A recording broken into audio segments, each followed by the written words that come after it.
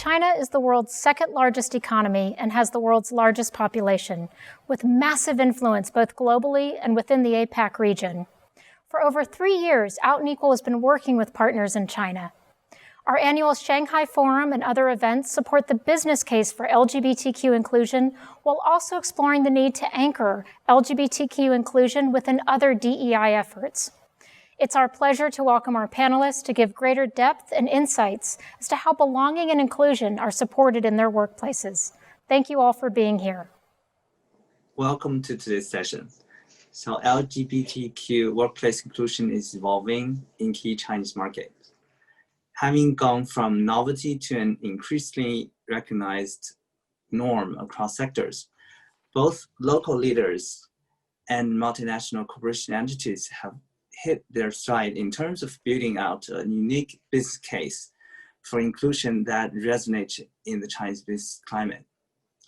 Over the past years, Out & Equal has gathered some emerging topics and questions based on all the virtual conversations they've had with friends and partners in China.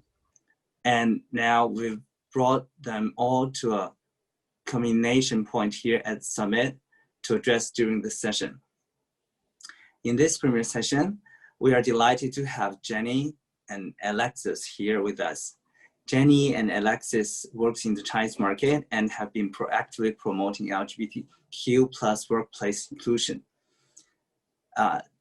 We will have them together to discuss about successful strategies for LGBTQ market inclusion, employee experiences, and how cultures of belonging are created by thinking globally and impacting locally. Let's start with the self-introduction. I'll first briefly introduce myself. My name is Jimmy. I work for IBM. My daily job is patent attorney, and I have another role leading the LGBTQ employees resource group in IBM China. And now, why you introduce yourself, Jenny?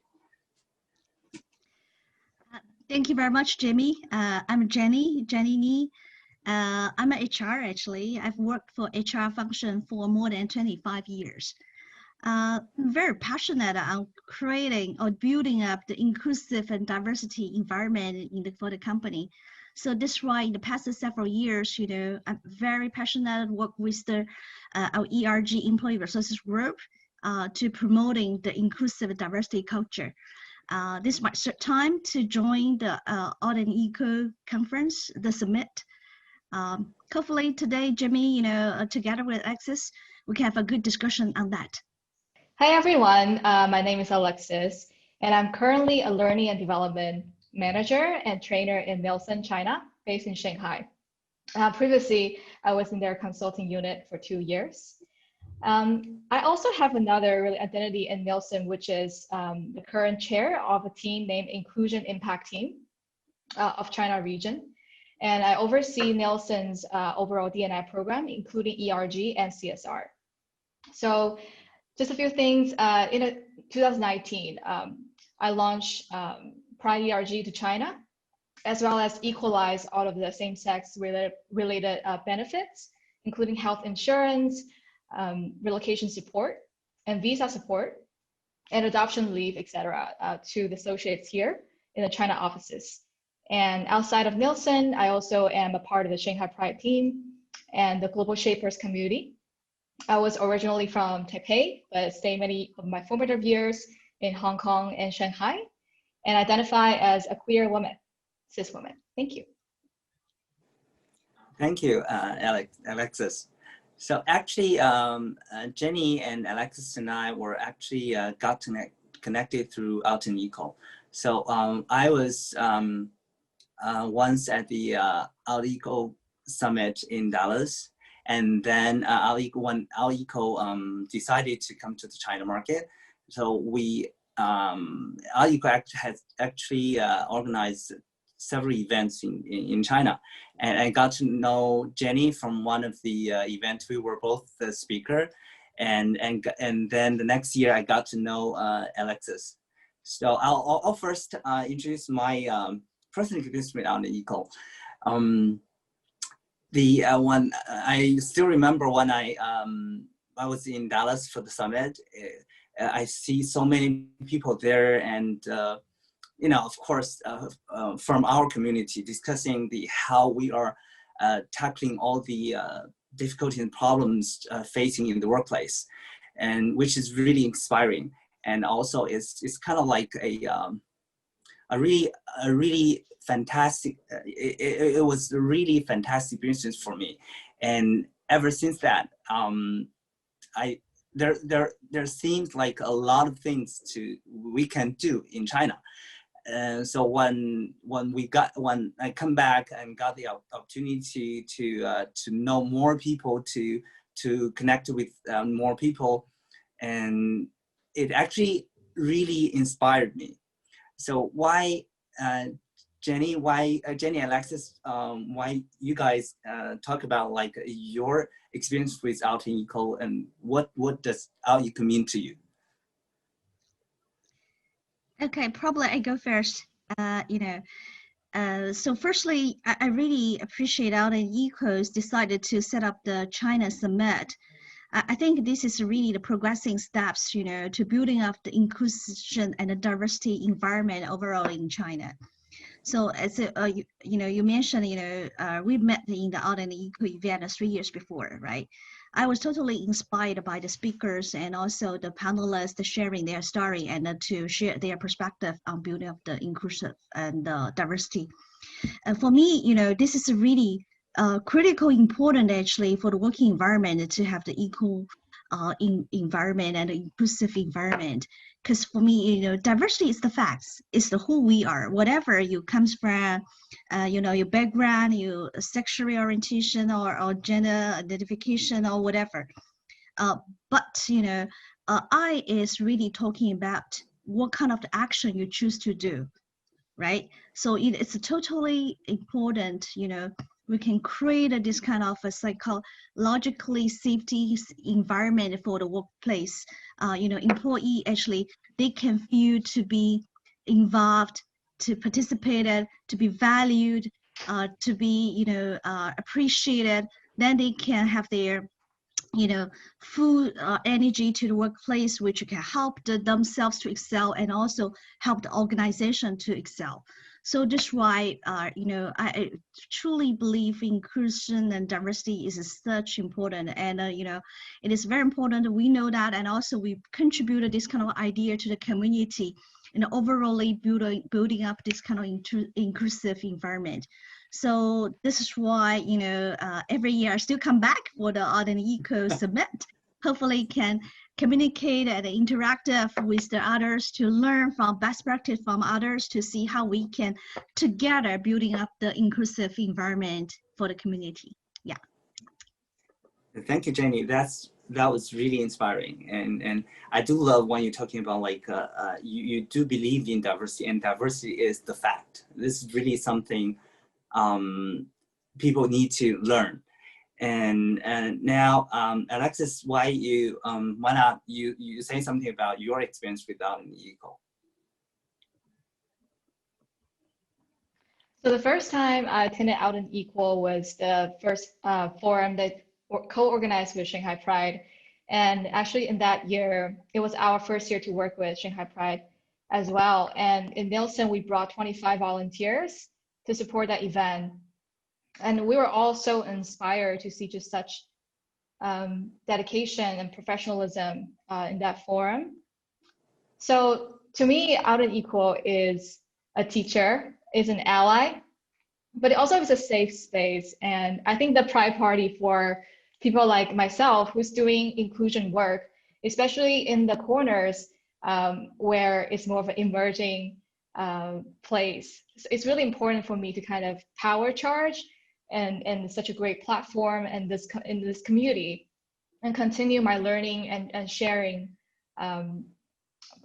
with all the people from different corners of the world. So it's my power engine and my Pride Party at work. I love that. I love the a safe place together with the party world for us. So I'll move to our first section of tonight, and regarding one of the themes of today's conversation, think global, impact local, how can companies use their idea to localize global policies to the context in China? And what are some tips you may have? What roles should multinationals, global HQ can play? And what roles should the leaders in China can play? Yeah, I believe, for example, in our company, we used to have the ERG, it's called the GLAD, it's for LGBTQ, okay. When about 10 or 11 years before, when Global started to have the conversation with the local to see whether you can set up the GLAD ERG, at the time, I think overall society environment is not really mature like now, okay? So we have a much concern how we can start up for that. But with the kind of the overall society progressing, and also I believe this is a leader's determination, we decided to set up the ERG locally, because this is very important for building up the, as I mentioned, inclusive environment, get everybody involved, and also give the highlight the message to say we really respect about diversity. So this is why the ERG for LGBTQ has been set up locally. Okay, so talking about the roles HQ, how headquarter play, and also how the local play, I believe there are some of the tips probably can share with everyone. Firstly, Global have a very good setup principle. We have the website on that to let everybody to have the knowledge and the principle to understand what is ERG is about. And also, we used to have the global summit, the global R&D week, the parties, to get global people together to talking about that, to discuss, to have the story sharing, to get a better understanding on what is the R&D inclusion and diversity means, and how we can start activities locally. Okay, so this is the really the first start at. Then I think it's very important for people to get knowledge and to learn from that. So some of the training materials could be shared, and also some of the forums, these kind of things, resources are shared by the corporate or headquarter. Actually, it will be very helpful for us to learn from that. Okay, and the next is about the leaders' commitment on that. For us, is the senior leader, the executive team, actually, they take the lead to chair the ERGs, and also the local, inspire the local leaders to participate in ERG as well. Leaders walk the talk, and also their commitment for that is definitely one of the example for employees to understand this is very important for us. And next, I think is about some scorecard. Probably is sometimes is helpful, especially when we just started to how to do that. What is the measurement? What is the value on that? What is the employee's reaction on that? So sometimes the scorecard is also play the critical roles. Okay. So Global have launched some like employee survey. R&D score card is one of the very important part of that, and also we have some benchmarking with the external order to understand where we are on the diversity and inclusion index. Okay, so this product can help people to build up the awareness as well.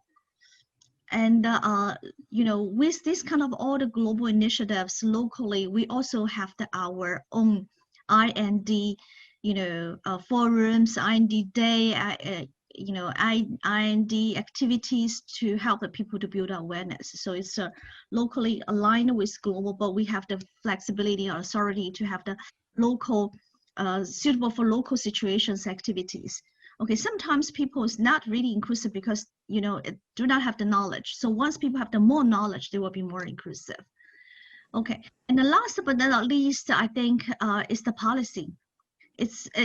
We to promote this kind of concept also, we create a kind of the insurance or, the policy actually is helping the people, in the different situation can be involved.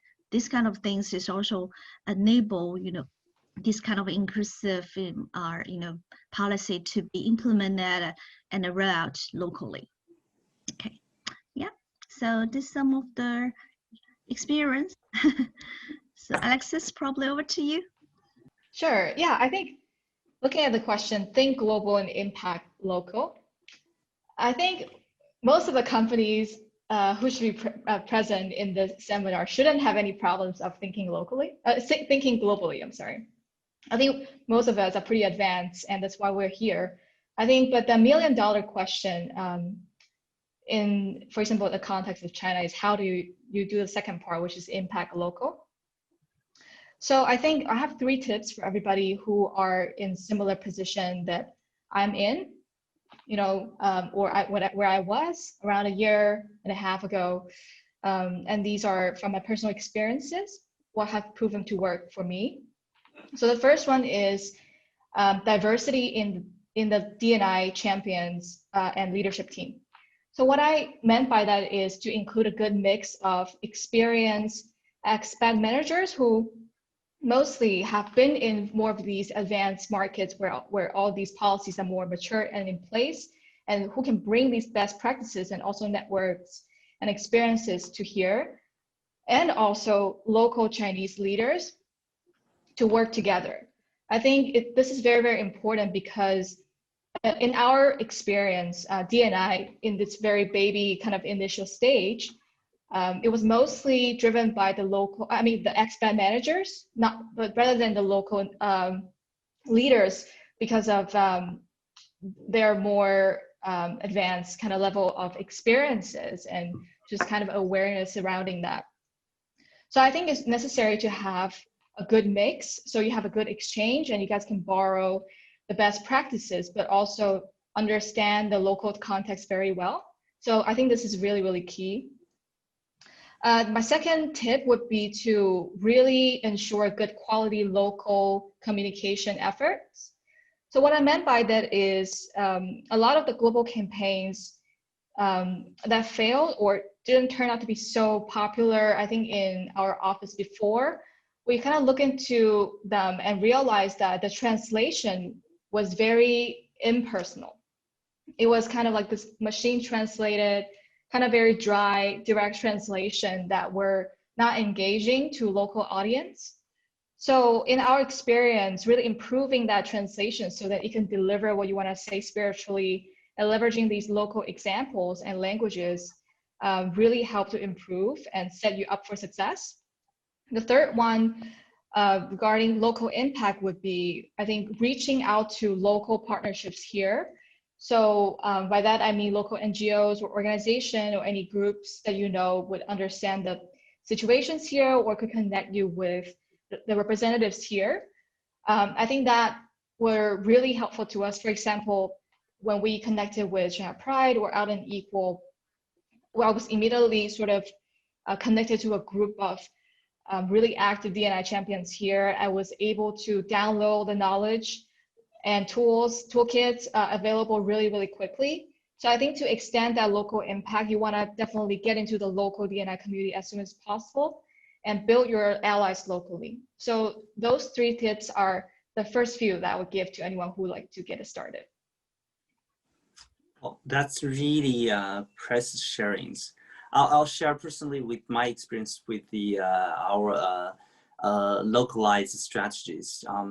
In the first few years, we were kind of thrived to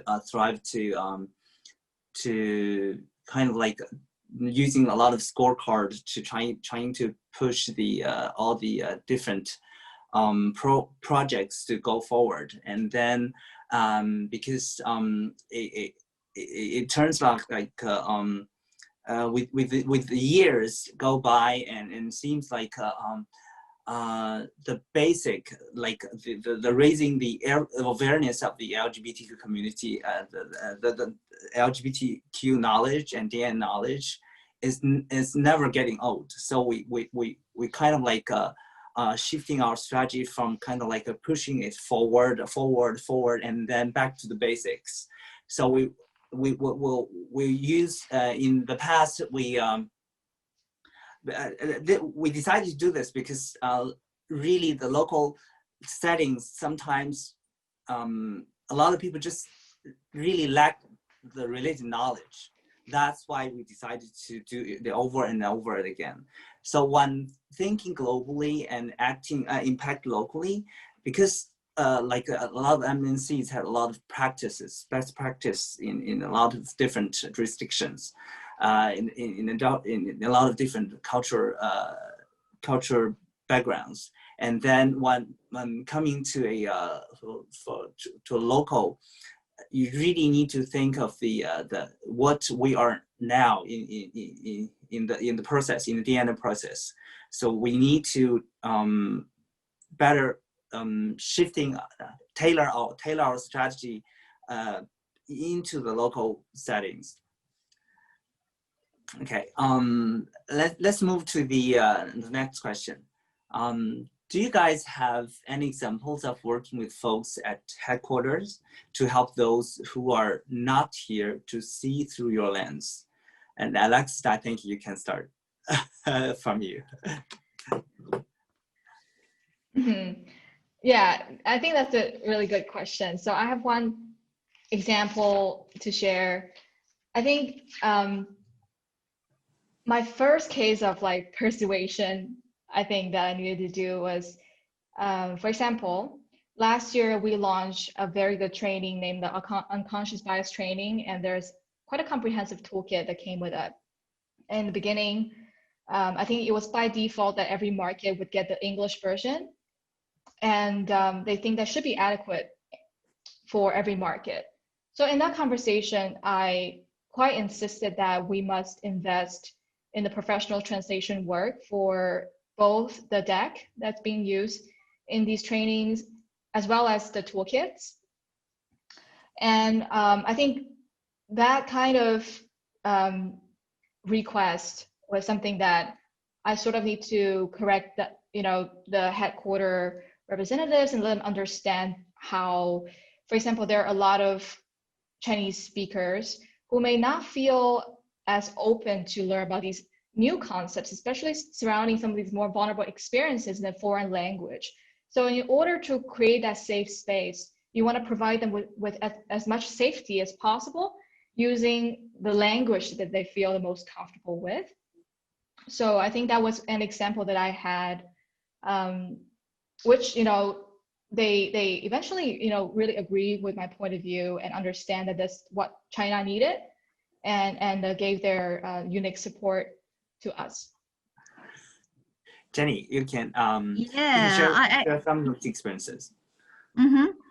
Firstly, I fully aligned with echo, Alex's sister story comments. We have a similar experience as well. But I like to share one of the story many years before, but probably it's quite impressive, for me. I remember many years before my company, like to launch a branding campaign. Okay, the branding campaign. The branding itself, actually, I think it's well designed. The wording, the concept, the theme is fantastic. However, one of the ways to really promoting that is to emphasize the individual's contribution. Okay, then the format to do that is to highlight employees' pictures. Okay, just means individual, everybody is really important for the company. Okay, but however, the picture itself actually is with the black frame outside. Okay, so I was very interesting. I was invited to participate the preparation meeting for the launch campaign. Okay, then when I was in the meeting, I suddenly saw the picture, the image. Gosh, it's the picture with the black frame outside. I don't know whether the people from Western countries really realize on that. For China, at least, and some of the country for Asia Pacific, if you put the people's picture outside with the black frame, that means the people die. Right, Jimmy? You can understand all that, right? Yeah. So, I said, gosh, so I raised the hand to say, hang on, there's some problem. If you put the black frame outside of pictures, that means the people die. The global leaders is shocked, but I think they listened, they heard. So they immediately decide to say, hang on, especially the launch progressing for China need to be slowed down immediately. So after the meeting, we have the long discussion to clarify what kind of a situation.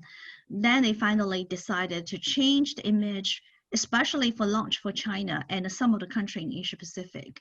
So the overall launch time for China and some of the country in Asia Pacific is later than other countries in the world. Okay, so this story is, although many years passed, I still remember on that, because this is some of the culture difference, culture crash.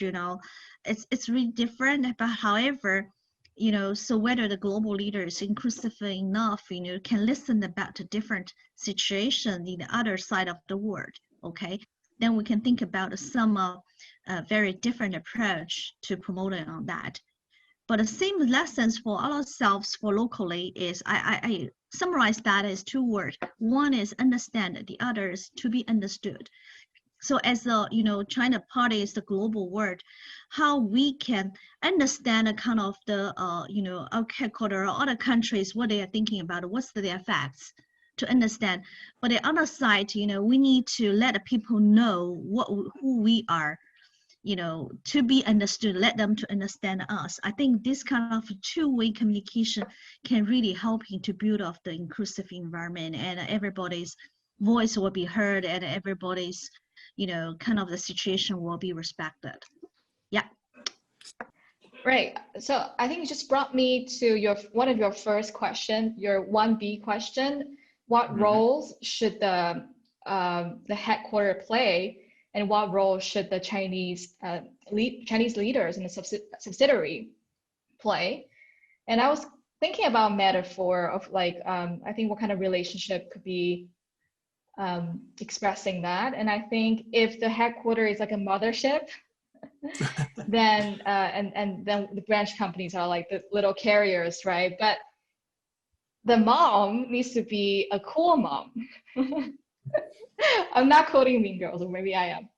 So a cool mom, by that I mean someone who listens and allow autonomy in a healthy way, and understand that there may be cross-generational, cross-cultural differences, and that is natural. Yeah. So I think just the understanding of, and what might come and what might be present, right, in these relationships across continents and across culture, I think it's what foster a really healthy kind of relationship when you have the headquarter being the main decision maker, but the execution happening in quite a different cultural context. Yeah.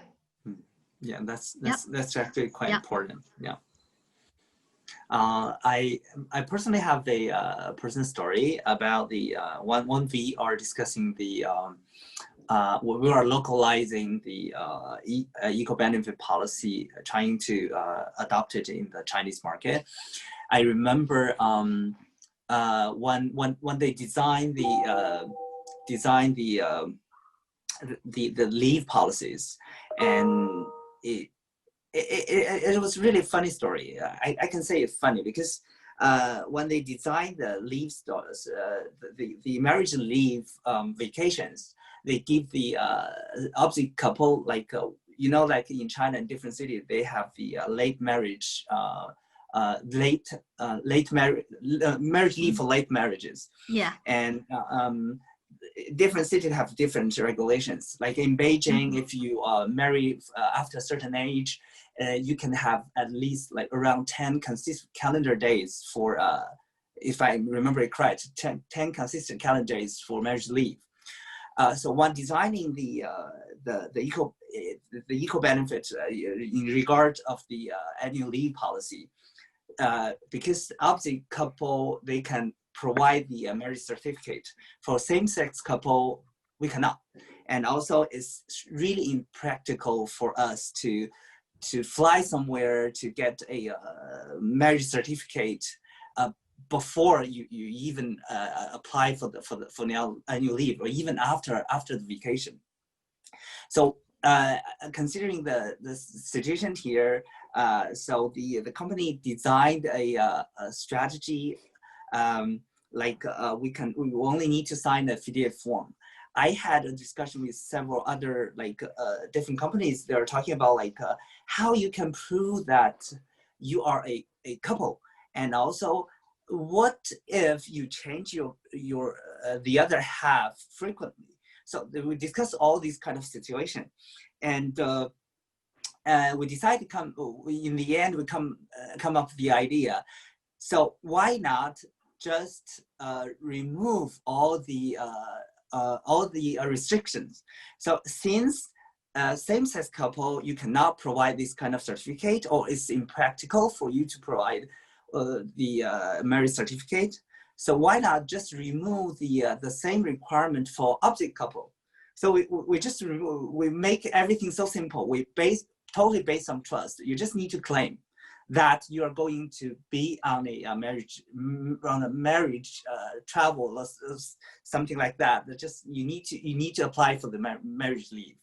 So this is something really kind of like by discussing the eco benefits, kind of like we make the other way around, make the other part much easier. And this is actually something we talked with the headquarters, with the just kind of like echo Alex's comment. So they gave us a lot of freedom to design the same within the same concept, as long as it's equal. And it's the same. And when this year, when reviewing the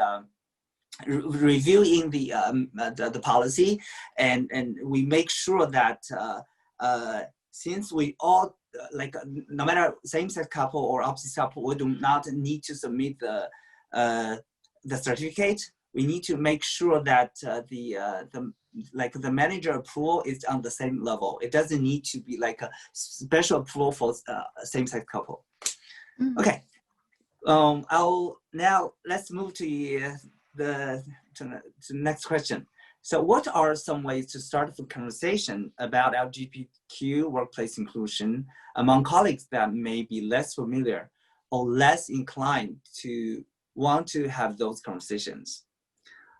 Jenny, why start with you? Why not start with you? Okay. This is not easy, as you mentioned. I just mentioned 10 years before. It's very hard, but now seems to, overall society is progressing well. So to give us a very good foundation to start on that. But still, I think a majority of people is not really have the knowledge on that. So provide the knowledge, education to the people to build up the awareness. I think it's really important. So this is why when we build up the ERG, so first activities when we gather together with the ally for LGBTQ, we just thinking about how we can provide more education to the employees. So we have set up the R&D day, and during the R&D day we have the roadshow for each ERG, especially for LGBTQ. We put the kind of the knowledge on that, standees, put on what it is, and also have the rainbow cake, rainbow balloon, and some of the quiz for the people to do that, to build up the basic awareness. So this is the first step. So people actually, when they have whatever, they have curiosity or what kind of the people, they like to be the ally, but they don't know how to do that, they get a basic knowledge. And the second step, we invite some experts to come in, to share their knowledge on LGBTQ society. And also, it's not only for that, we also provide the kind of a forum for the employees and leaders, talking about how, it's building up the, psychological safety environment is important for every employees, from the well-being, from the overall mindset, how we can do that, treat everybody equally, let everybody have the equal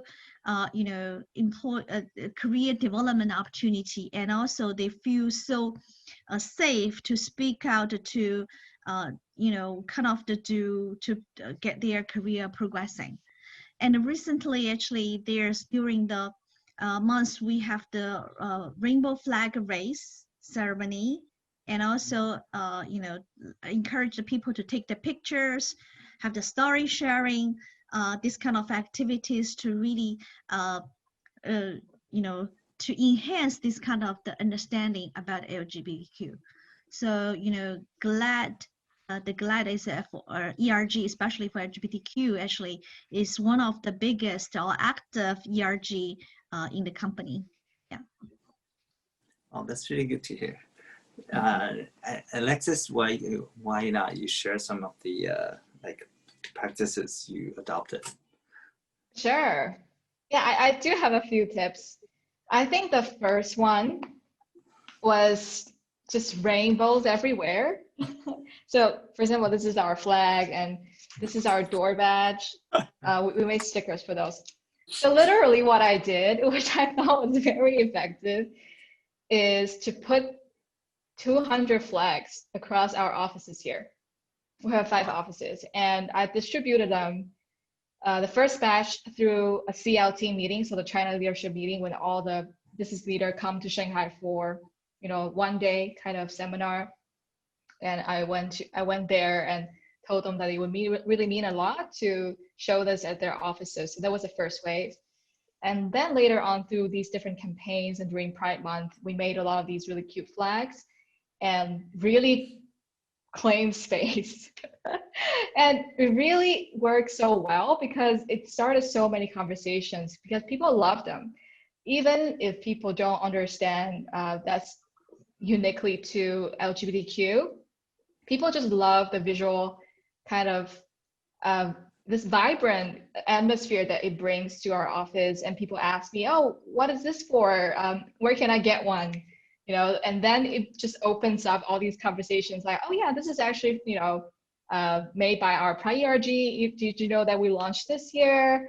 Have you noticed there are only 6 colors, because Gilbert Baker, the designer, they had a certain philosophy. It really brought a lot of conversations, towards us because it's so present. And something I'm really happy to share is also when I met a few new hires, they've told me that, oh my gosh, why is it so queer in your office here? This is amazing. So that also just instantly signals safe space for people who need it. So another tip that I also made tons of stickers for different purposes. Another tip that I have for this would be coming out. I came out at work at a conference when I was invited as a speaker to speak to all the fresh graduates. And then I told them about me attending the Work for LGBTQ recruitment fair in 2017 and my experience of meeting the Nielsen senior manager.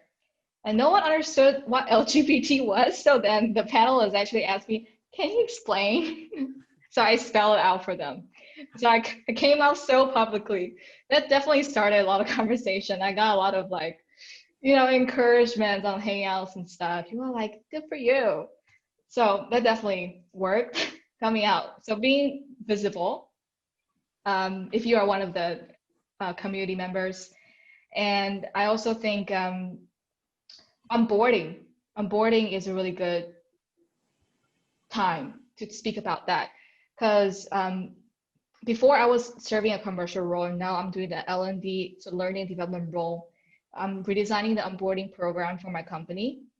And I realized during onboarding, it's such a good time to communicate with people about diversity and inclusion because they are ready to listen. They want to know how you work. They want to know your standards. They also want to know the taboos. So about compliance. So it's a really good time to talk to them to say that, look, Nielsen, this is how we do it. We really respect everybody and we need it. Look at all the things we have done. It's really more than a CSR charity program. This is embedded in everything that we do. And we hope you can be a part of this to maintain the safe space for everybody. And in case you need it, here are the resources. So I think that was really the best time to talk about it. And I often recruit a lot of new members through onboarding, because for people who need it or are interested, that also is kind of like their, this time, it's kind of like when you're firstly, you know, walking into a campus when you're back in college and you want to join all these clubs. So I really think onboarding is a critical time if you want to promote D&I program and start conversations. Yes. Mm-hmm.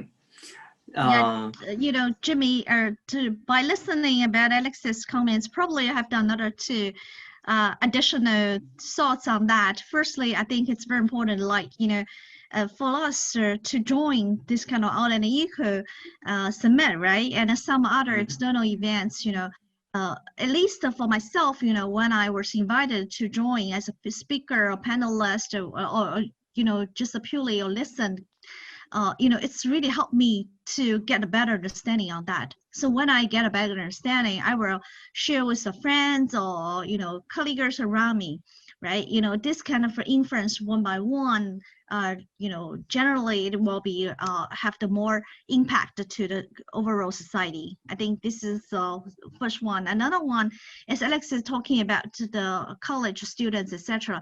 I fully, you know, you know,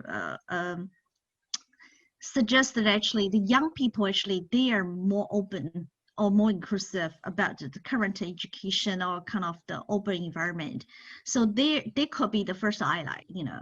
So this is why for the ERG was set up to recruit quite some of the young people, post the 90 or 95 actually, really active to, you know, to participate in activity. They will lead kind of the fun activities. They will be the very important active member for promoting this kind of culture.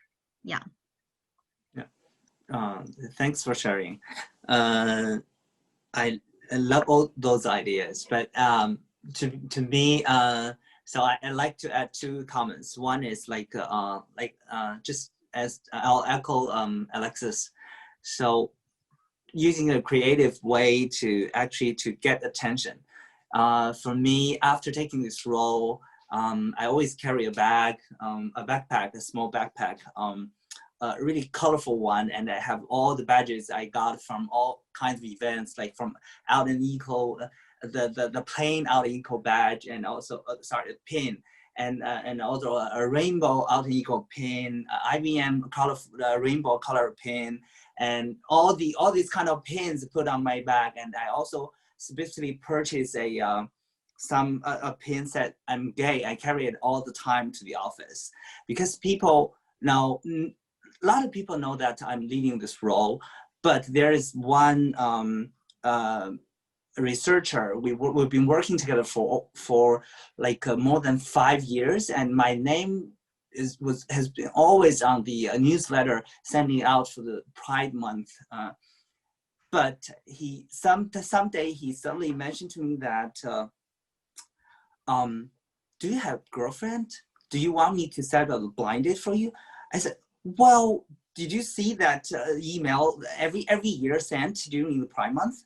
Yes, I know, but I thought you were purely doing volunteer job. So even that, even I've been doing the job for like more than 5 years. He's been working with me for more than 5 years.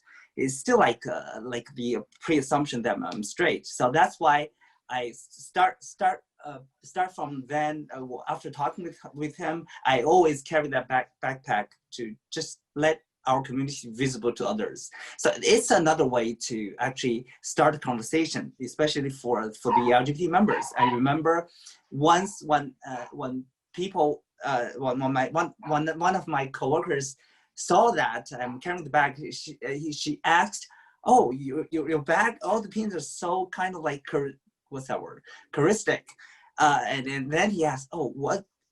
She definitely saw the gay, and she asked all the different different pins, all the different pins, where did I get it, and all this kind of, it's a really good way to start the conversation.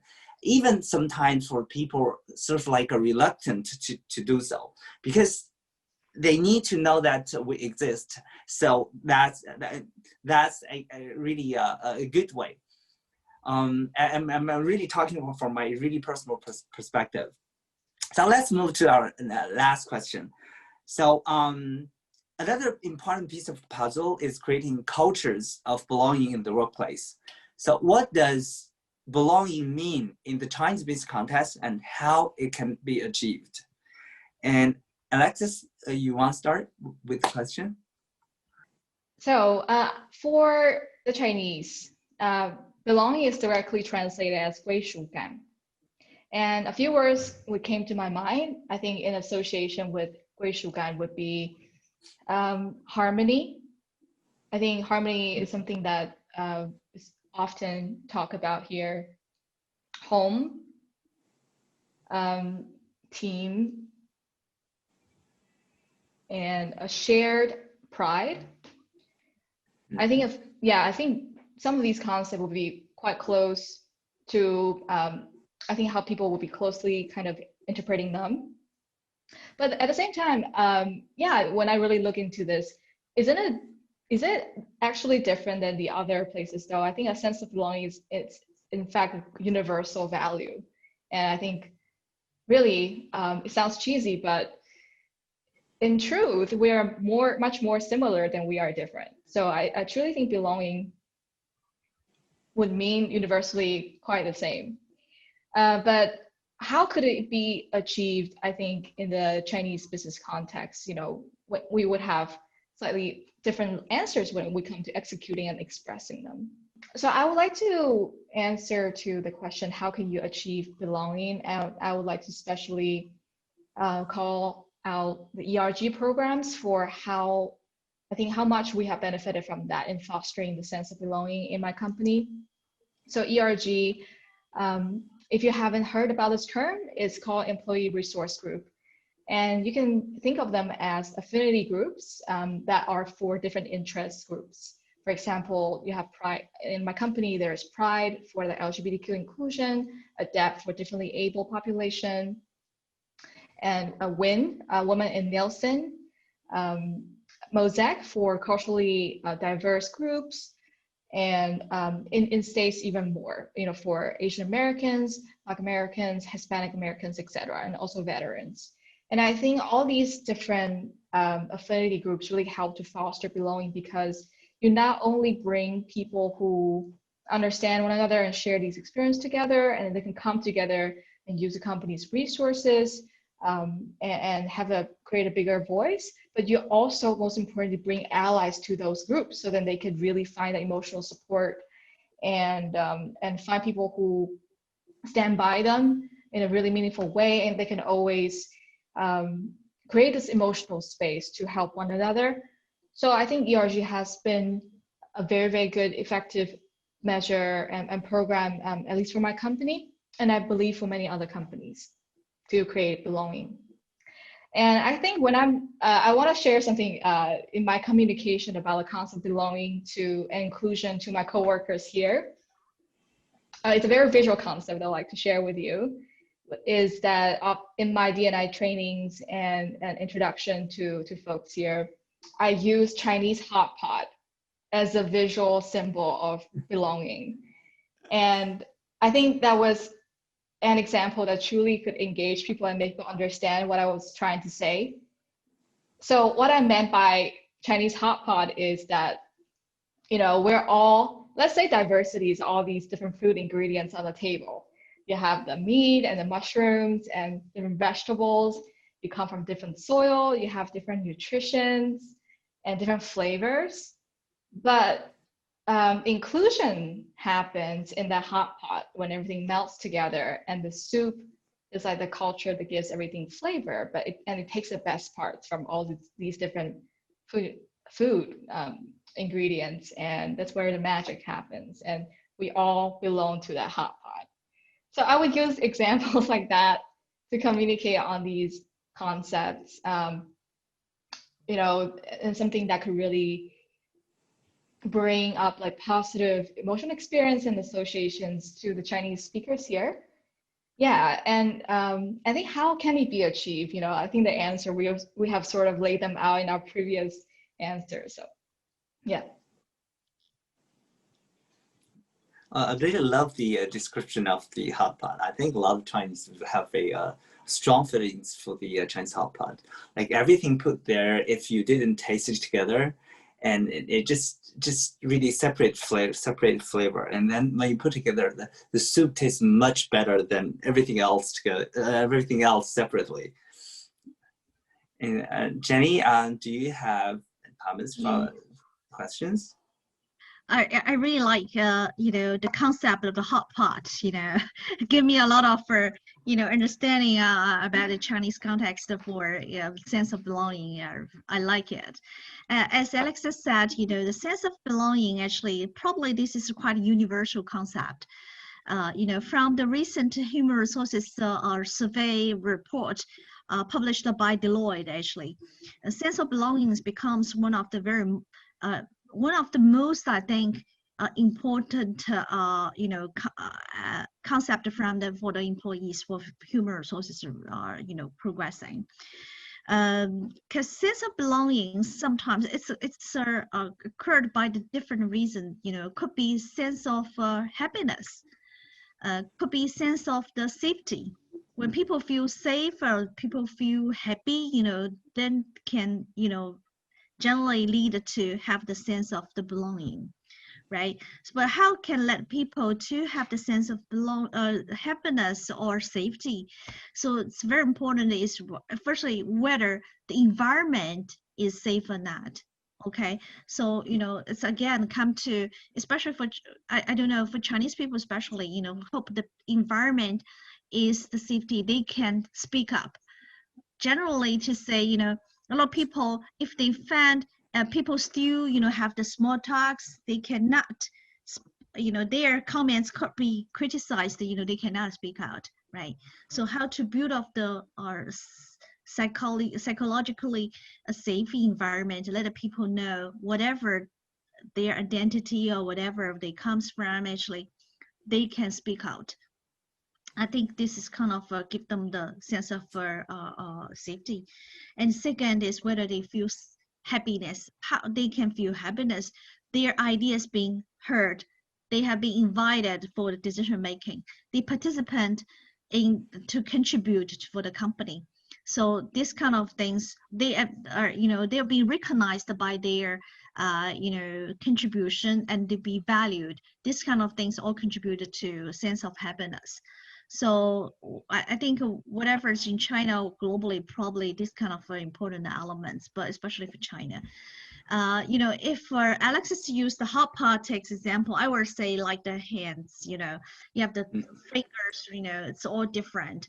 But however, everybody is unique, but they need to work together as the full function of the hands. So yeah, this is my understanding on that.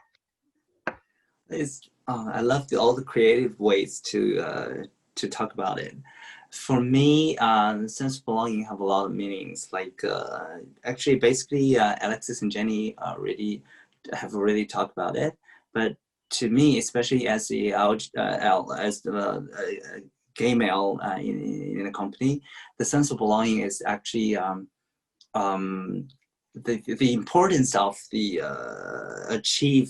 of the sense of belonging got achieved is actually coming from the like every details, every corner of the design of the company structure, like from the ERG, from all the equal opportunity, equal benefit, all the related policies, and also from the whole team together and supporting me, and it's just in every details of the working life, and that's actually something Jenny, you as an HR professional is doing, and Alexis, you as a learning development manager is actually doing. So every part of the the corporation, the organization, and everyone can actually contribute to the sense of belonging achievement. Okay, I think thank you both for really amazing answers. I think we do have, I think the audience today will have a lot of insights and a lot of sort of like action plans and also knowledge about the Chinese context, and also it was really a productive session with you guys. Thank you again for being with us, and all the great job you've been doing with promoting the LGBT awareness and inclusion in the workplace. Thank you. Thank you, Jimmy and Alexis. Enjoyed talking with you. And thank you, everyone.